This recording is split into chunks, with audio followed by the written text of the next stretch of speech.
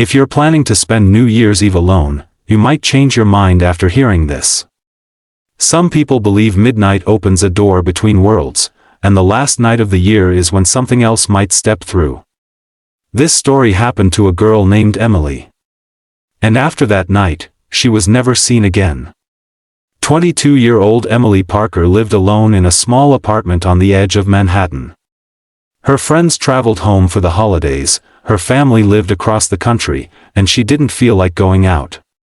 Snow fell quietly outside as she made hot chocolate and turned on a movie.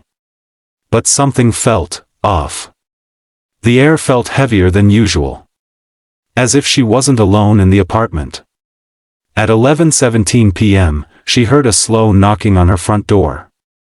Knock, knock, knock. She checked the peephole, nothing. She checked the hallway camera, also nothing. Then her phone buzzed. A text from an unknown number. Don't ignore me, Emily. It's New Year's Eve. Her stomach dropped. No one had her new address. Emily replayed the security camera footage, rewinding it a minute. This time, the video glitched. A tall, dark figure stood at the far end of the hallway, perfectly still. The footage flickered. The silhouette was suddenly closer. Then closer. And then, its face came into view. There was no face. Just darkness. The feed cut to static. Her phone buzzed again. I told you not to spend New Year's Eve alone. Before she could react, a creak echoed from the staircase inside her apartment. Her blood ran cold. Someone, or something, was inside with her. She backed into her bedroom and locked the door.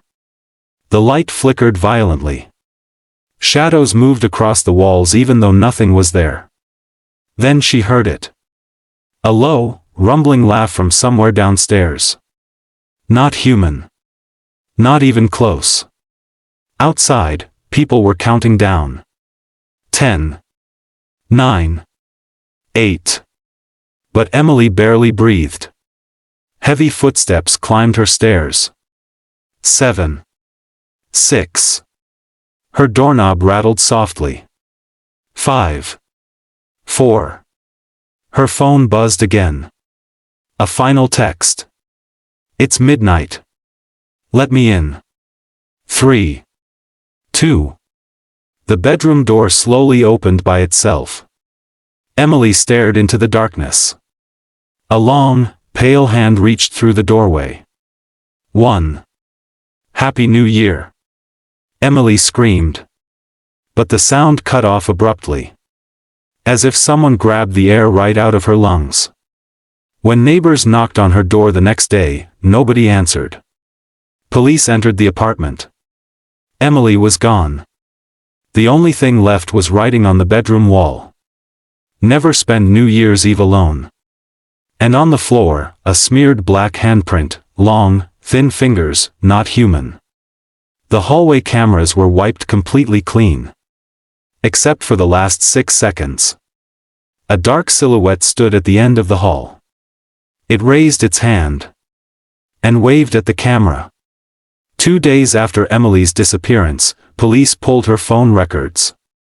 Something strange appeared in the logs. At 12:03 a.m., 3 minutes after midnight, Emily's phone made an outgoing call. Not to 911. Not to a friend. It dialed a number listed only as unknown, origin not found. The call lasted 47 seconds. No voice. Only faint breathing, and a whisper at the end. Another year, another soul. The officers dismissed it as corrupted audio. But one detective, Marcus Halloway, couldn't stop thinking about it. Halloway visited the apartment again. This time, at night. He played back the surviving camera footage frame by frame. Something no one noticed before suddenly appeared. When the silhouette waved at the camera, Emily was standing behind it. Her face looked pale. Her eyes completely black. Her mouth open like she was silently screaming. But here's the impossible part. That part of the hallway didn't exist in real life. It was a dead end. No space to stand. No place for her to be. It was as if the camera captured a version of reality the human eye couldn't see. Holloway immediately shut off the screen and whispered. This wasn't human, and she's not dead.